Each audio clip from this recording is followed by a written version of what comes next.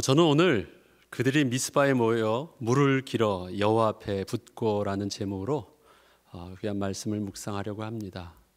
오늘 본문은 여러분이 잘 아시는 이스라엘 백성들의 미스바 회개 운동했던 그 미스바 운동의 그 본문입니다. 그리고 그 다음 바로 나오는 부분들은 잘 알고 있는 에베네셀, 여호와께서 여기까지 우리를 도우셨다라는 본문의 내용이 나오는 귀한 장입니다.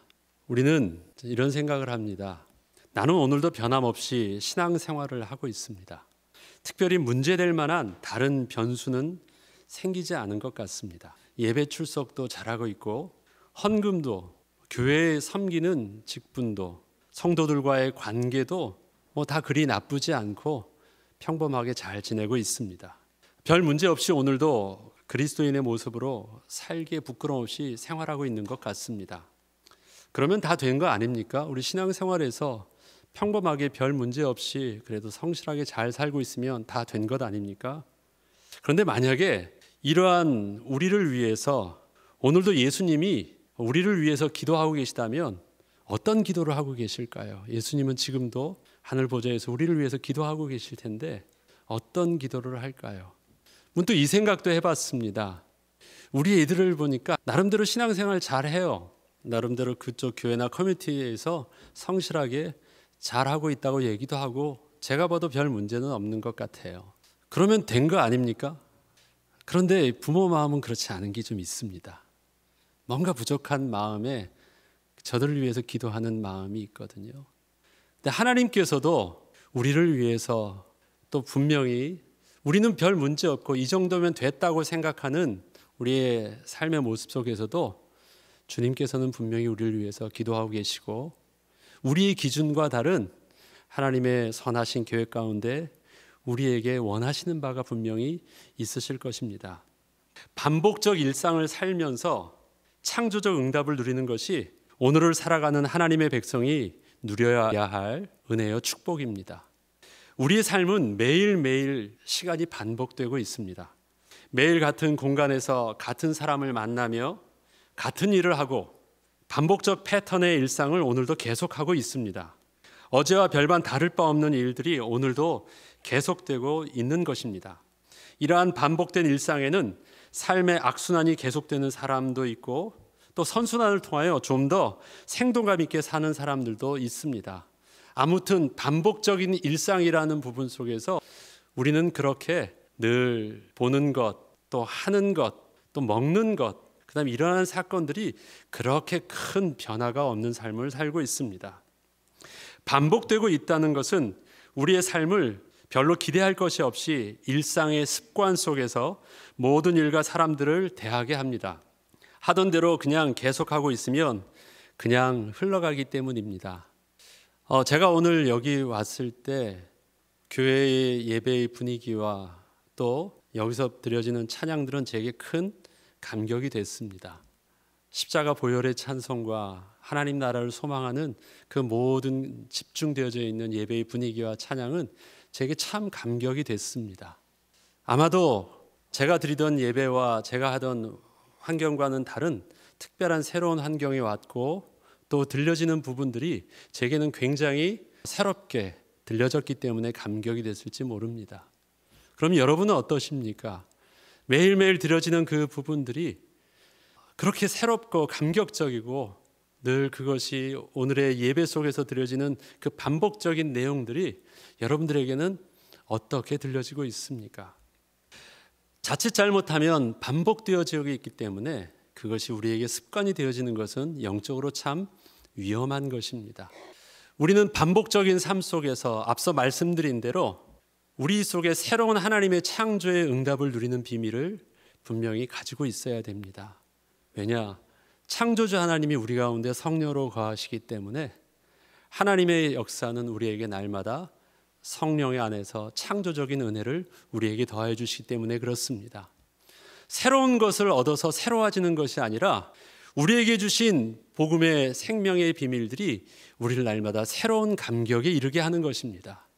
이것을 잘못 생각하면 나의 답답하고 반복적인 어떤 것을 탈피하기 위해서 좀 더 새로운 것을 얻으려고, 자극적인 것을 얻으려고 좀 더 지금과는 반복되지 않은 어떤 것을 얻으려고 하지만 하나님이 우리에게 주시는 창조적인 응답은 새로운 것을 받는 것이 아니라 생명이기 때문에 새롭게 날마다 그것이 자라나는 것입니다.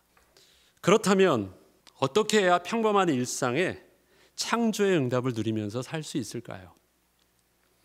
하나님의 창조의 시작은 하나님의 말씀이 하나님의 백성에게 임하는 것으로부터 시작되어집니다. 모든 하나님의 백성의 또 성경의 역사의 가장 중요한 하나님의 시작은 말씀이 하나님의 백성에게 임하는 것입니다. 이스라엘 백성을 향한 사무엘의 회개의 메시지가 오늘 본문에 나옵니다. 이 전까지의 모습은 어떻습니까? 이 전까지 사무엘 이전에는 엘리 제사장과 그 패역한 두 아들의 모습이 나옵니다. 바로 이 전까지 엘리 제사장까지의 시대를 하나님의 이상이 없던 시대라고 말하고 있습니다. 하나님의 말씀이 희미해서 예배 제사의 형식만 있었고 형식도 제대로 드리지 않아가지고 이게 제사인지 아닌지도 모를 정도로 우상의 제사보다도 훨씬 더 못한 그런 악한 일들이 임하고 있을 때였습니다. 그때 하나님께서 사무엘을 통해서 모든 백성의 두 귀가 울리도록 하셨고 하나님의 말씀이 하나도 땅에 떨어지지 않는 은혜를 주셨다라고 사무엘 시대의 시작을 그렇게 말하고 있습니다.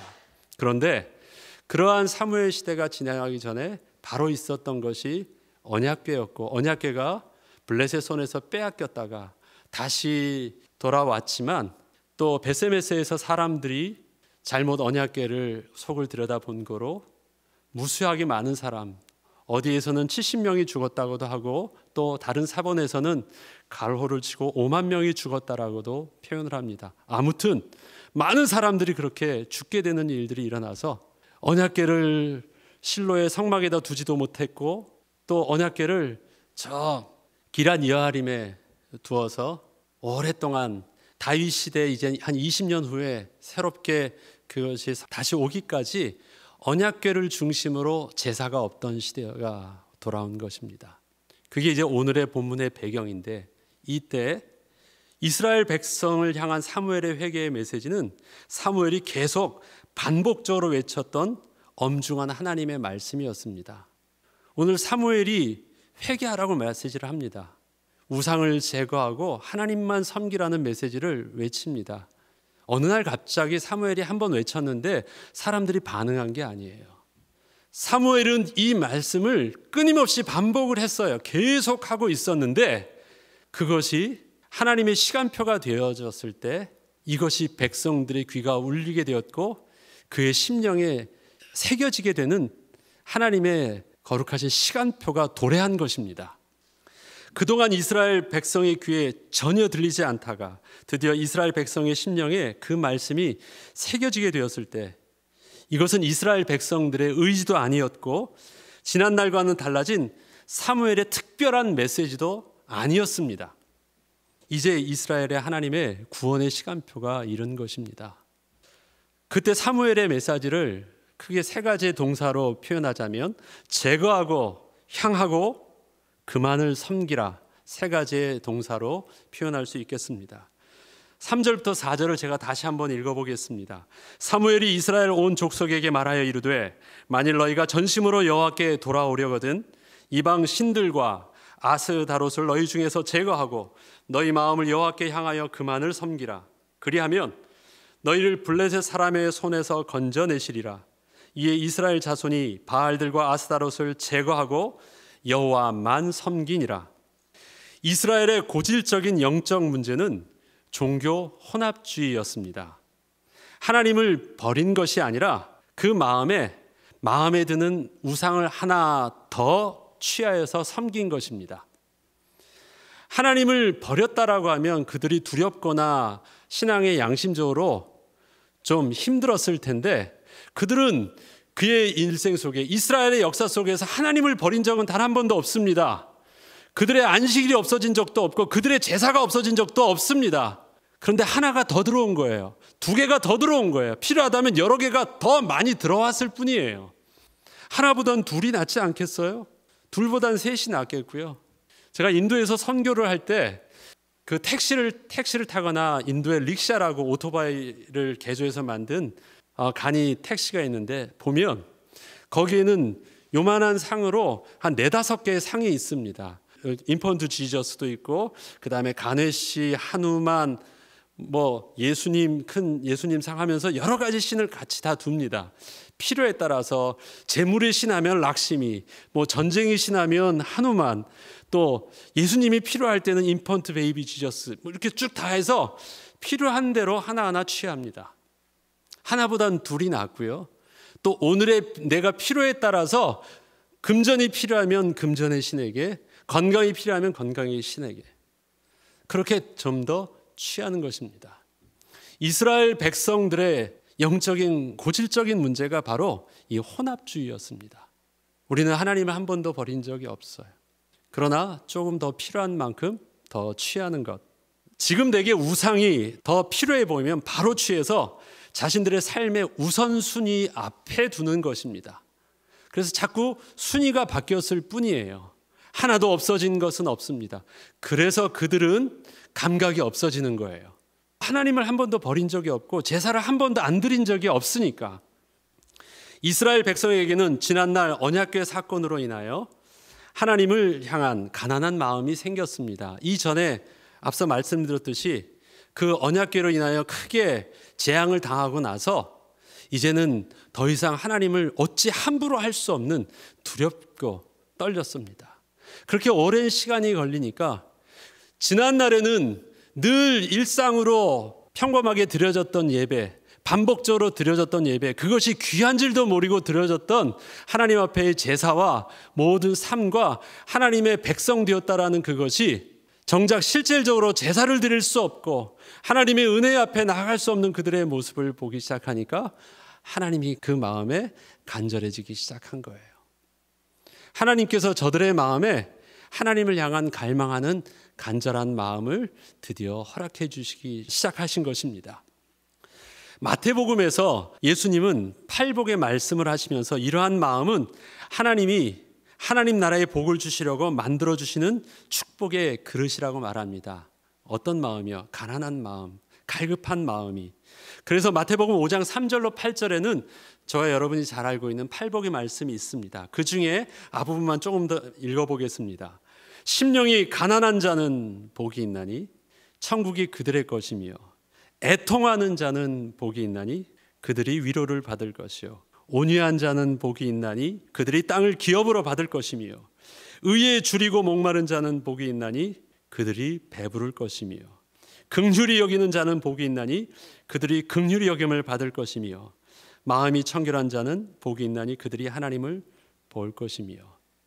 미움을 받아보니까 사랑이 귀한 줄 알고요, 전쟁이 터져보니까 평화가 귀한 것인 줄 알아요. 가난해 보니까 하나님 앞에서 하나님이 주시는 그 은혜가 무엇인지 귀해지기 시작해요. 그런데 하나님께서는 주 안에서 하나님이 주시는 가난한 마음, 줄인 마음, 애통하는 마음은 복 있는 마음이래요. 그 안에 하나님 나라의 신령한 복을 담을 수 있는 그릇이 준비되지는 은혜가 있는 것이라는 것입니다.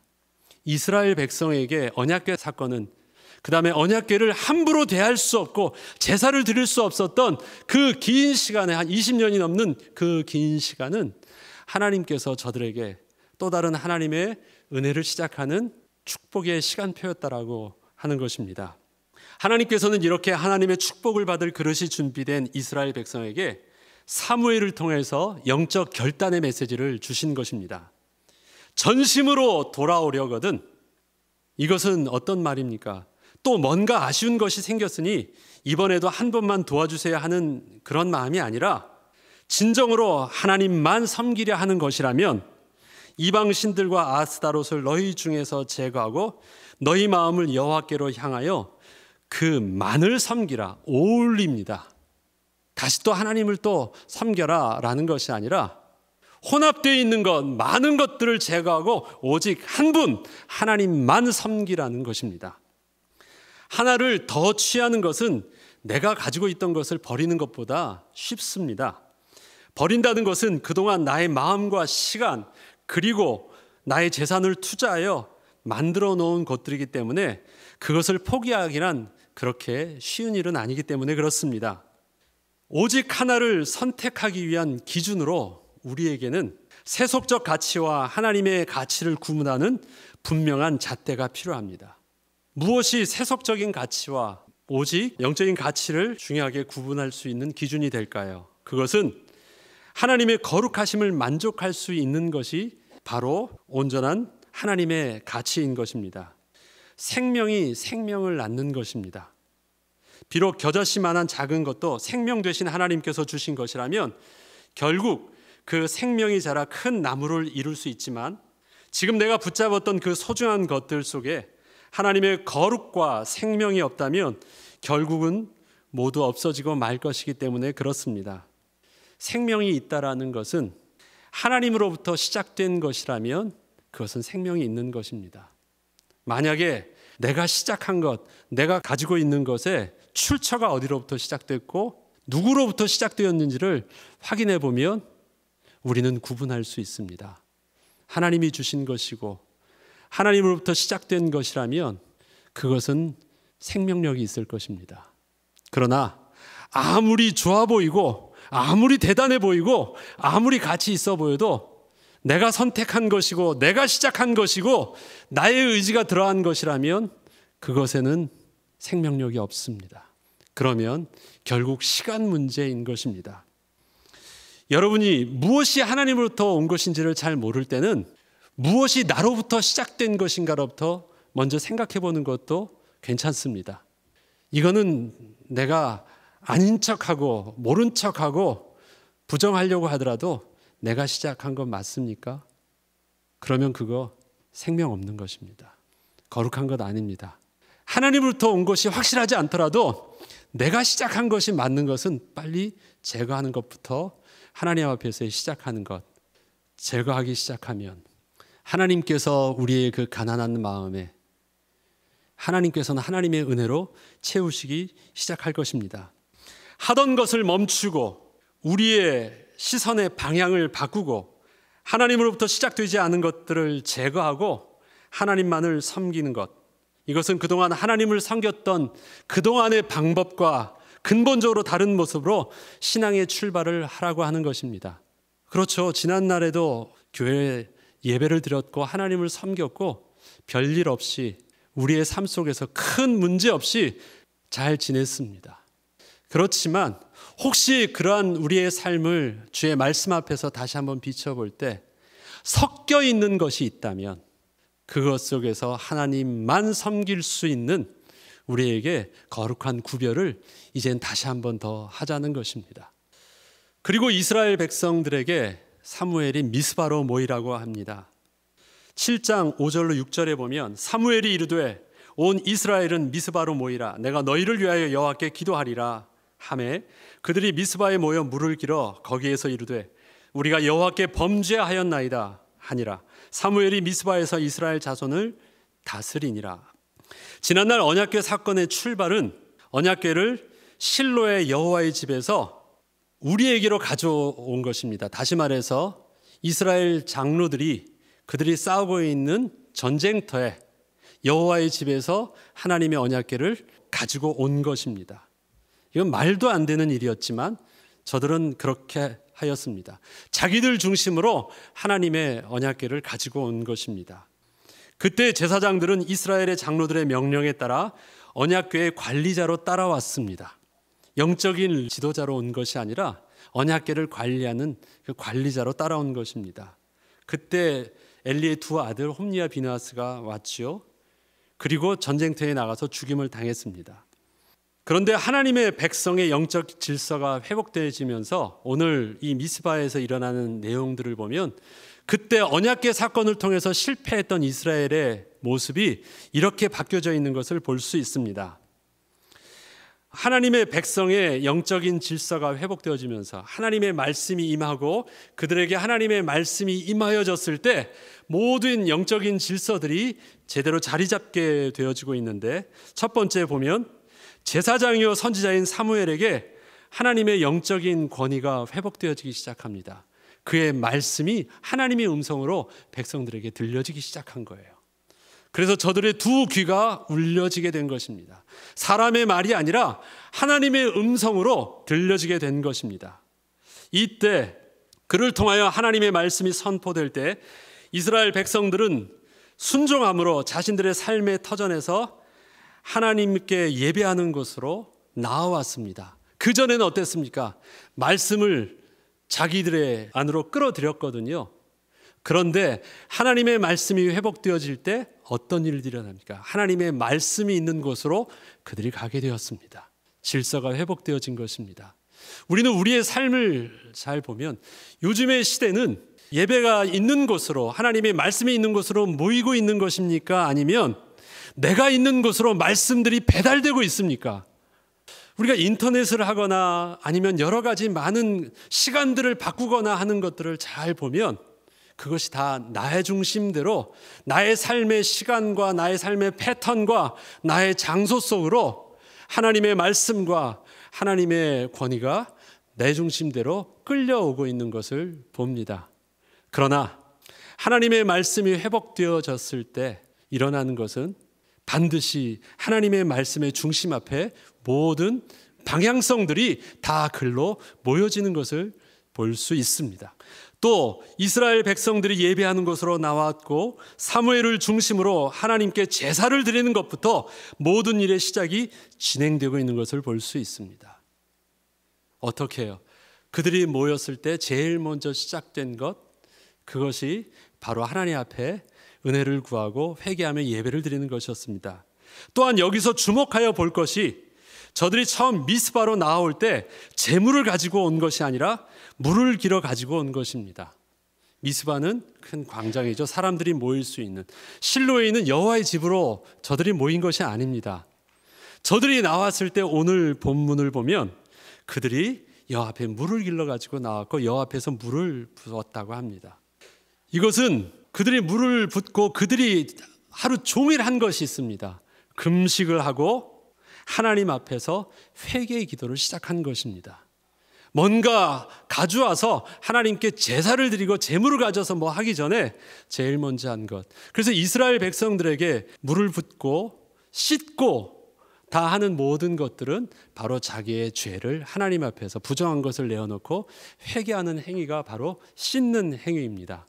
그래서 이스라엘 백성들이 여호와 앞에 나왔을 때 제일 먼저 한 것이 무엇이냐면 그들의 죄를 회개하는 것, 그 상징적인 모습이 여호와 앞에서 물을 붓는 것이었습니다.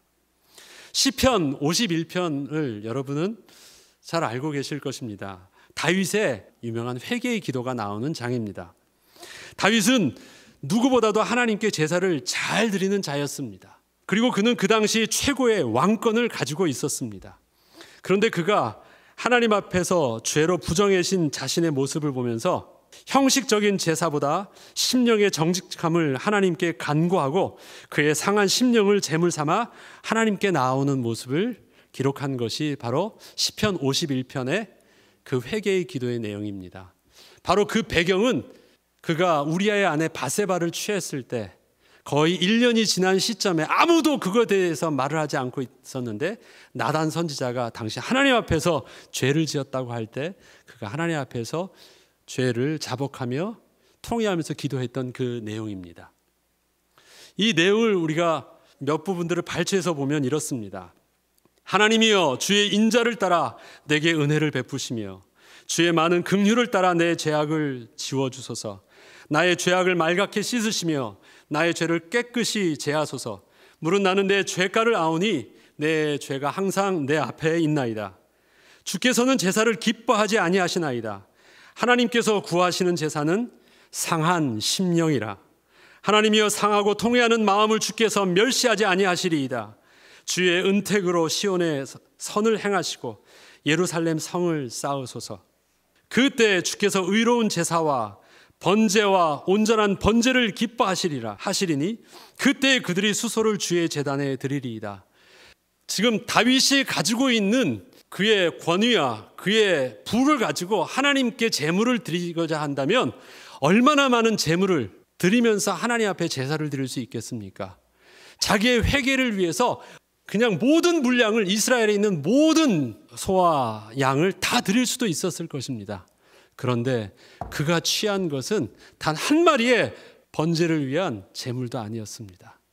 이거는 그렇게 해서 해결될 문제가 아니라고 알았기 때문에, 그래서 하나님 앞에 그는 자기의 가진 모든 권위와 부와 모든 것을 다 내려놓고 하나님 앞에서 주께서 원하는 것은 상한 심령이라 하면서 정직하게 하나님 앞에 상한 심령을 제물 삼아 예배하러 나오는 것입니다. 지금 이스라엘 백성들이 미스바에 모였을 때 다른 어떠한 제물도 가져오지 아니하고 하나님 앞에 물을 부으면서 하나님 앞에서 하루 종일 금식하며 기도했던 그 내용이 바로 그것입니다. 우리가 하나님 외에 다른 모든 우상을 섬기고 바알과 아스타롯을 섬기며 하나님의 거룩을 온전히 취하지 못했던 것, 주님 회개합니다. 동일한 그 상한 심령이 그들에게 온전한 제물이 되어 하나님께 예배하는 것, 이것이 제사의 시작이었습니다. 다윗은 이렇게 하나님께 기도한 후에, 하나님 이러한 기도 이후에 하나님께서 이스라엘의 성을 쌓아주십시오. 하나님이 그것으로 하나님께서 은혜를 베풀어 주십시오. 그 이후에 회복되어졌을 때 하나님 앞에 비로소 온전한 번제와 하나님 앞에 예물을 드리며 제사를 드리겠습니다. 기도하는 것입니다. 이처럼 이스라엘 백성들이 미스바로 나아갈 때 제물을 들고 가지 않고 물을 들고 간 것은 먼저 하나님 앞에 자신의 죄를 씻기 위한 방편이었다면, 저와 여러분에게 있어서도 다른 어떠한 필요한 것보다 우리가 날마다 하나님 앞에 나와서 드리는 예배 중에 우리에게 있어서 너희 몸을 하나님 앞에 거룩한 산 제사로 드리라는 하나님의 그 말씀들이 우리에게 있어서 주 앞에서 가난한 심령과 상한 심령으로 주의 은혜를 구하는 예배가 우리가 매일 일상에 반복적으로 드려지는 것처럼 보이는 예배를 통해서 늘 새롭게 주 앞에서 드려지는 참된 예배가 회복되길 주의 이름으로 축원합니다.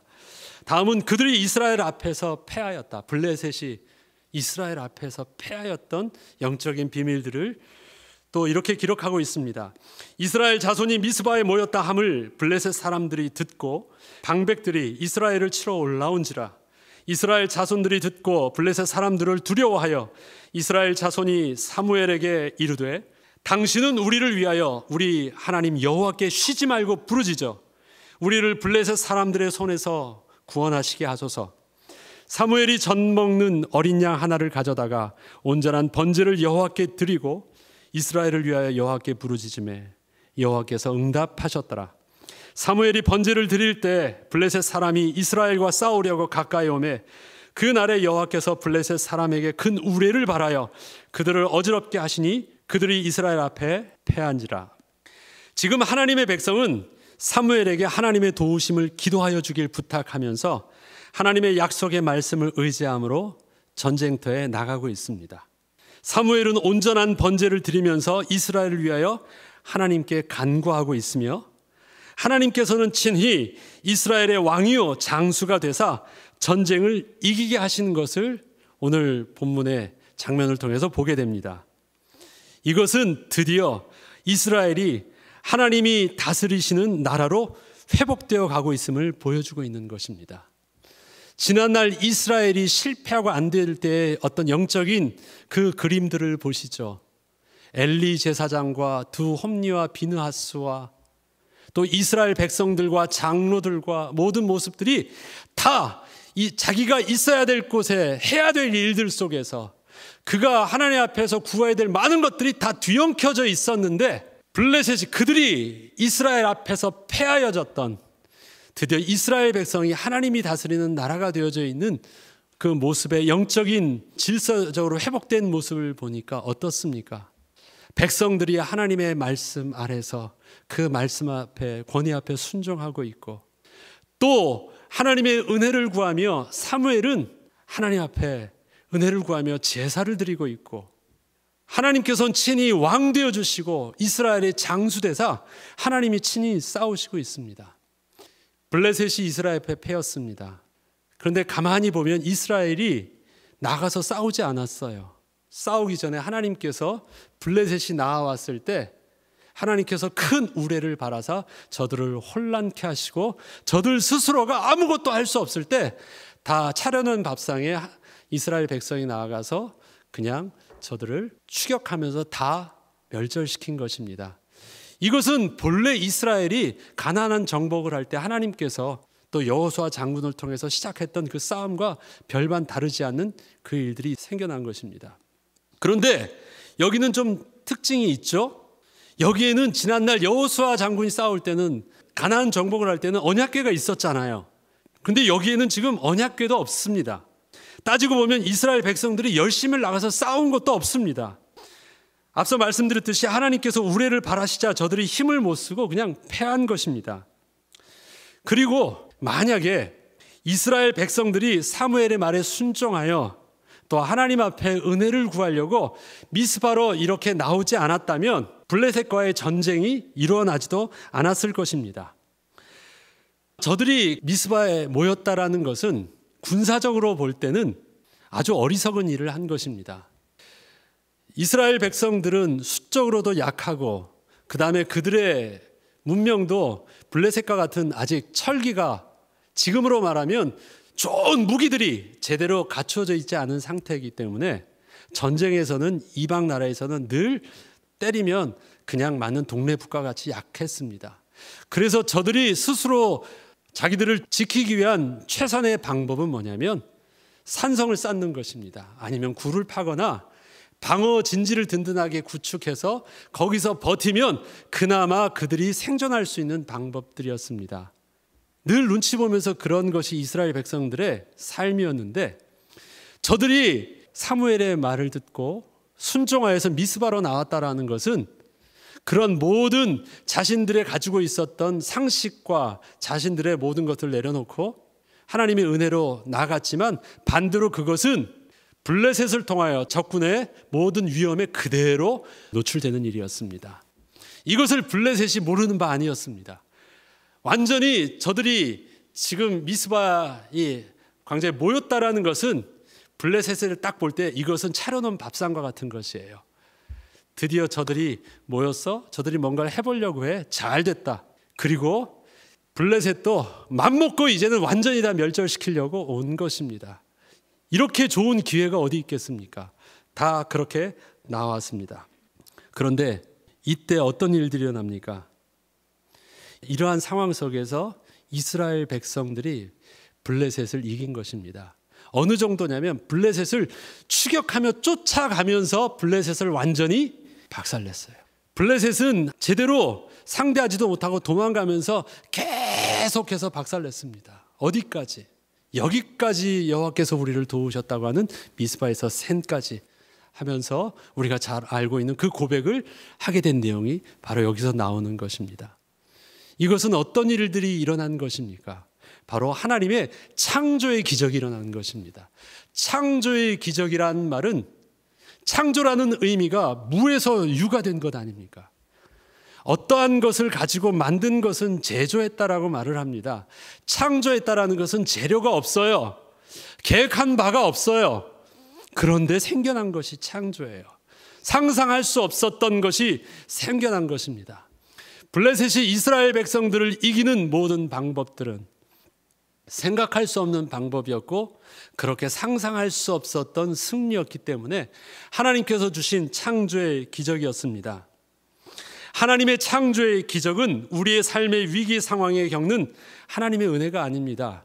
위기 상황이 오면 하나님께서 그런 위기기를 기가 막힌 웅덩이에서 건져주시는 그 응답이 창조의 기적이라고 우리는 표현하지 않습니다. 바울은 성도들에게 이러한 고백을 합니다. 예수 그리스도의 부활의 영광뿐만 아니라 그와 함께 고난도 함께 받아야 할지니라 말을 합니다. 그리스도를 통한 부활의 영광, 우리를 통해서 하나님께서 약속하셨던 부활은 분명히 우리에게 영광일 것입니다. 그런데 우리에게 주신 그리스도의 복음은 그 부활의 영광만을, 좋은 것만을 우리에게 말씀하지 않고 또 십자가의 고난도 함께 받아야 되는 것을 마땅한 바로 바울은 성도들에게 간증하고 자신도 그런 그리스도의 고난에 참여하고 있음을 고백하고 있습니다.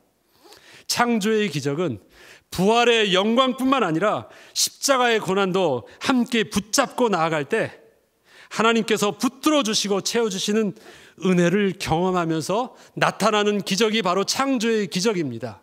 하나님의 말씀은 옳은 것이 맞는데, 하나님의 그 말씀에 순종하려고 하니까 나는 그것이 십자가의 고난이에요. 하나님의 말씀을 따라 미스바로 가야 되는데 그것을 가는 것은 인간적으로 위험하다는 건 너무 잘 알아요. 지난날 같으면 그렇게 하지 않았을 것이에요. 지난날 같으면 언약궤를 내가 가지고 있는 대로 가져오고 말 일들이었어요. 그런데 하나님의 권위 앞에 내가 순종하며 들어갔을 때 하나님께서는 하나님의 창조의 기적을, 십자가의 고난을 통해서 부활의 영광의 기적을 보여주셨습니다. 십자가의 고난이 먼저입니까? 부활의 영광이 먼저입니까? 언제나 하나님의 기적은 십자가의 고난이 먼저입니다. 들어가면 열립니까? 열리면 들어갑니까? 언제나 요단과 홍해의 기적은 하나님께서 요단의 기적을 비춰줄 때도 순종하고 들어가라는 것입니다. 우리에게 요구되어지는 것, 하나님의 약속의 말씀과 하나님의 권위 앞에서 나는 하나님의 종임을 정직하게 고백하고 그의 말씀의 권위 앞에 무릎 꿇을 때, 그리고 순종할 때 일어나는 것이 창조의 기적입니다. 내가 하나님의 백성이니까 하나님은 내 편 되어 주실 거야. 이 정도의 심각한 문제라면 하나님께서는 절대 가만히 있지 않고 우리 편이 되어 주실 거야.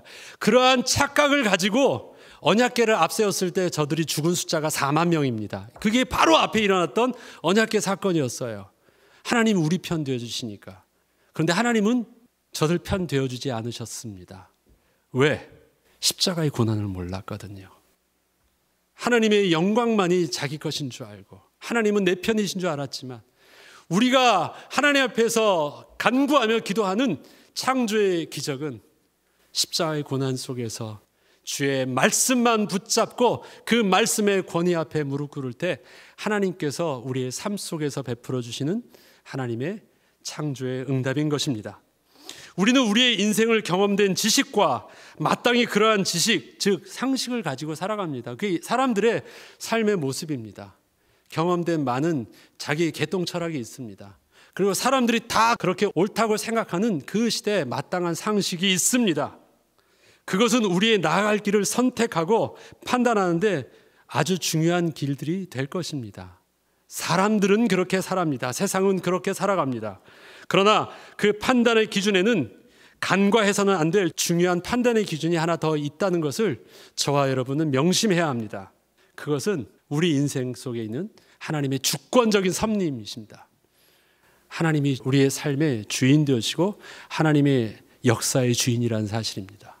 하나님의 주권적 섭리가 우리 속에서 인식되어지지 않는 상황 속에서 내 사건을 바라보고 나의 일을 바라보고 나의 미래의 계획을 한다는 것은 너무도 어리석은 일인 것입니다. 우리의 마땅한 바로는 분명히 답이 없고 불가능한 일인데 하나님은 하신다고 말씀하시는 것입니다. 이때 우리는 하나님보다 더 소중하게 여기고 더 두려워하던 것들을 빨리 제거하고 우리 마음을 하나님께로 향하여 오직 하나님만을 섬기는 선택을 통하여 우리도 또한 어제나 오늘이나 동일하신 하나님의 창조의 기적의 응답을 이스라엘 백성들이 광야에서 누렸고 가나안 정복에서 누렸으며 미스바에서 누렸던 그 응답을 또 히브리서 11장에 나와 있는 구름같이 허다한 증인들이 선진들이 이로써 증거를 얻었다는 그 증거의 비밀들을 우리도 지금도 동일하게 우리 가운데 성령으로 역사하시는 하나님, 동일하게 하나님의 구원의 은혜를 통해서 하나님의 주권적 섭리로 우리의 삶을 이끄시는 그 하나님의 인도하심을 따라 동일한 창조의 기적의 응답을 누리는 저와 여러분 되길 주의 이름으로 축원합니다. 기도하겠습니다. 하나님 아버지 감사합니다. 여호와께서 원하시는 것은 재물이 아니로 우리의 상한 심령이라 말씀하셨습니다. 하나님, 우리의 가진 많은 값진 것을 가지고 오지 않아더라도 하나님께 이스라엘 백성들이 제일 먼저 들고 갔던 깨끗한 물, 우리도 주님 앞에 온전히 우리의 상한 심령으로 하나님만 섬기기를 소원함으로 하나님 앞에 온전히 나가서 주의 말씀 속에서 영적인 질서를 회복하며 주의 말씀 속에서 십자가의 고난을 선택하고 주의 말씀의 인도하심을 따라 하나님이 예비된 창조의 기적의 응답을 누리는 부활의 영광의 축복을 우리도 누리게 하여 주시옵소서. 감사드리며 우리 주 예수 그리스도의 이름으로 기도합니다. 아멘. 아멘. 아멘.